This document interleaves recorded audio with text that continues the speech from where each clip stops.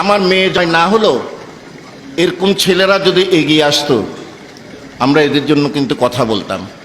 আজকে এখানে এসেছি, জানি না নির্বাচন কমিশন থেকে লাল কার্ড পায় না হলুদ কার্ড পায়, কারণ আমাদের এমপিদের তো ভোট করা নিষেধ।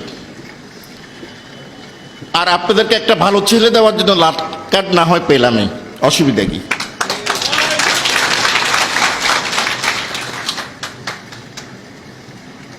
এই ছেলের মধ্যে সবচেয়ে বড় গুণ হলো ও সন্ত্রাসী না। বড় গুণ হলো ও চাঁদাবাজ না। আরো বড় গুণ হলো সে টাকার অভাবী না। আপনার পকেটে যাইয়া চাঁদাবাজি করবে না। আগে কারা কি করতো এগুলো আমাদের নলেজে তো কিছু আসছে।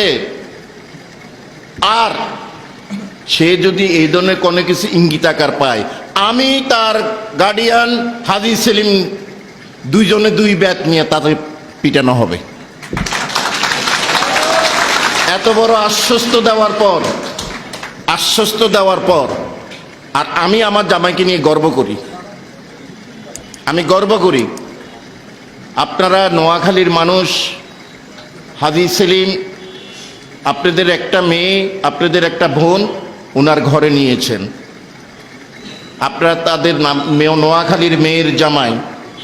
এই নোয়াখালীর মেয়ের জামাইকে